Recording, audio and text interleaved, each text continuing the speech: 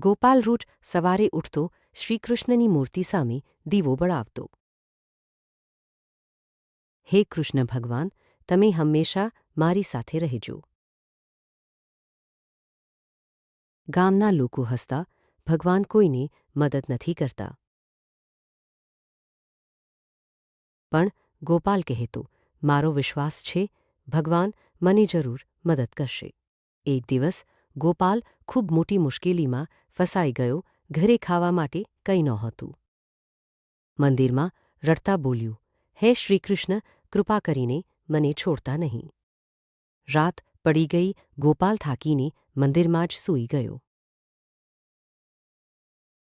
એક વૃદ્ધ માણસ આવ્યો. બેટા, આ લો, ભગવાને મોકલ્યો છે.